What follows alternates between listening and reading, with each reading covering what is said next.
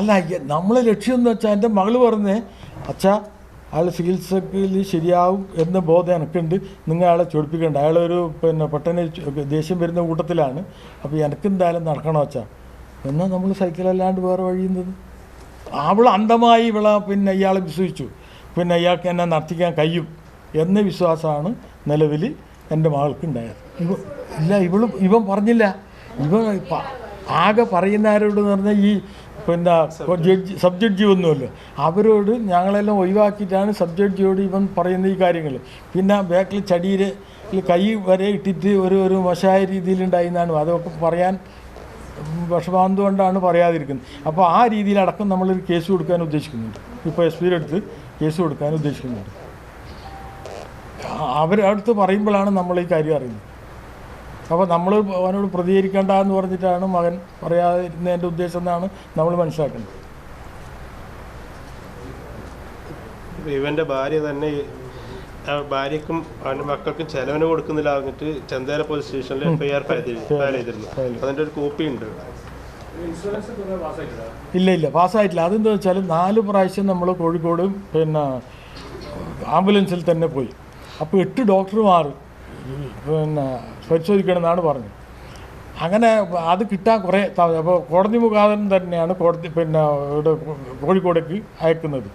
അപ്പോൾ അവിടെ നമ്മൾ 4 പ്രാവശ്യം പോയി തിരിച്ചു വന്നു. പിന്നെയും സർട്ടിഫിക്കറ്റ് വന്നു. 73% തകരാറുണ്ടെന്ന് പറഞ്ഞിട്ട് കോടതിക്ക് ഇപ്പോൾ വന്നിട്ടുണ്ട്.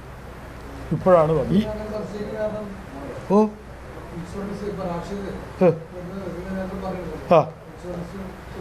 അത് ഇൻഷുറൻസ് തുക ഇവൻ കല്യാണം കഴിച്ചാൽ മാത്രമേ അവകാശപ്പെടാൻ പറ്റും. അപ്പോൾ അതിനാണ് ഈ കല്യാണം കഴിക്കാൻ നിർബന്ധിക്കുന്നതെന്നുള്ള രീതിയിൽ. അതുകൊണ്ടാണ് ഇവൻ കല്യാണം കഴിക്കാൻ വേണ്ടി പറയുന്നത്. ഈ ഇൻഷൂർ തുക ഇപ്പോൾ 73% എന്ന് പറയുമ്പോൾ ജീവിതകാലം മുഴുവൻ നല്ലൊരു ഇത് വരും. അപ്പോൾ നല്ലൊരു തുക കിട്ടുന്നില്ല അടിസ്ഥാനത്തിലാണ് ഇവൻ ഇതിനെ കല്യാണം കഴിപ്പിക്കാൻ വേണ്ടിയിട്ട് നിർബന്ധിക്കുന്നത്. അല്ലെങ്കിൽ ഈ ഒന്നും കഴിയാതെ എന്ത് ചെയ്യാൻ പറ്റും? ഒരു ഗ്ലാസ് വെള്ളം അവൾക്ക് കൊടുക്കാൻ പറ്റില്ല. ഇപ്പോൾ ഇത്ര ഇരുന്നിട്ടുണ്ട്, ഇവിടെ കട്ടിലിൽ ഇരിക്കാൻ പറ്റും.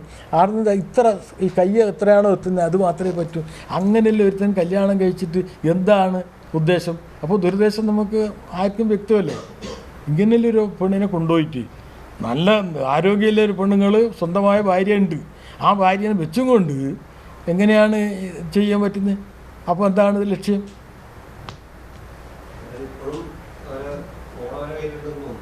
ഉണ്ട്. ഇന്ന് വന്നിട്ടുണ്ടാ? അതെ, ഒരു സാധ്യതയില്ല. ഞാനിപ്പോൾ പറഞ്ഞില്ലേ, ഗ്രൗണ്ട് ഫ്ലോറിൽ റൂമിൽ വരാന്തയുടെ അടുത്താണ് ജനലുണ്ട്. ആ ജനൽ ഇവക്ക് തുറക്കാൻ പറ്റും. അപ്പോൾ അങ്ങനെ ഇവൻ ഈ പറഞ്ഞിപ്പോൾ ഞാൻ കാസർഗോഡ് കണ്ടിരുന്നു പറയുമ്പോൾ വന്ന് ഈ ജനൽ തുറന്നു വെച്ചിട്ടുള്ള കാര്യങ്ങൾ നടത്തുന്നുണ്ടോ എന്നുള്ള സംശയമാണ് ഇപ്പോൾ ഇല്ല. ആരെടുത്ത്? നമ്മളെടുത്ത് ഇല്ല. നാളെ ഇന്ന് നമ്മളോട് പോലീസ് പറഞ്ഞു ഇങ്ങനെ ഒരു പ്രശ്നം കാര്യങ്ങളില്ലാകുമ്പോൾ നിങ്ങൾ CCTV മുമ്പേ ഉണ്ടായിരുന്നു, അത് ഇടിമിന്നലിനെല്ലാം പോയി.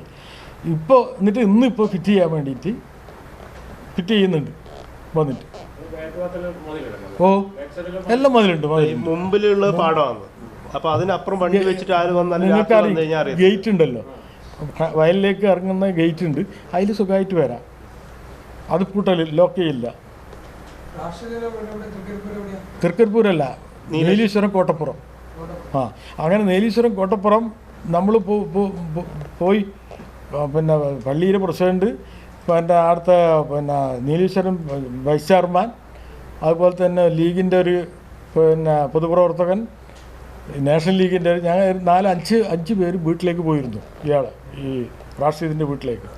അപ്പോൾ അവിടെ ഉമ്മ, അതുപോലെ തന്നെ ഏട്ടൻ, പെങ്ങൾ ഇവരുണ്ട്. ഇവരോട് നമ്മളെല്ലാം ഞാൻ വേറെ ഒന്നും പറഞ്ഞില്ല, അവരൊന്നും സംസാരിച്ചില്ല. ഞാൻ പറഞ്ഞു ഞാനൊരു അച്ഛൻ്റെ വിഷമാണ് പറയുന്നത്, ഇന്ന മാതിരിയാണ് സ്ഥിതി, അതിന് നിങ്ങൾ അവനെ പിന്തിരിപ്പിക്കണം എന്ന രീതിയിൽ ഈ ഉമ്മാടും അതുപോലെ തന്നെ ഏട്ടനോടും ഈ പെങ്ങളോടും പറഞ്ഞു. എന്നിട്ട് ഇപ്പോൾ രണ്ടാമത് ഞാൻ മിനിയാന്ന് പോയി അതിൻ്റെ കത്തിൻ്റെ കോപ്പിയുണ്ട്, അതിലെല്ലാ ഡീറ്റെയിൽസും ഉണ്ട്. അവർക്കൊരു പരാതി കൊടുത്തിട്ടുണ്ട് പള്ളി കമ്മിറ്റിക്ക്, ജമാഅത്ത് കമ്മിറ്റിക്ക്.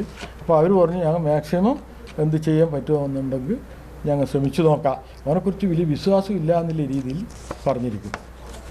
ഇത് ഞാൻ നേരെ വീട്ടിൽ അവിടെ കൊണ്ടുകൊടുത്തതാണ് അവരെടുത്ത്. അപ്പോൾ അവർ നല്ല രീതിയിലാണ് നമ്മളോട് മറുപടി പറഞ്ഞത്. ഞങ്ങൾക്ക് മാക്സിമം ചെയ്യാം എന്നുള്ള രീതിയിൽ അവർ സംസാരിക്കുകയും ചെയ്തിരുന്നു.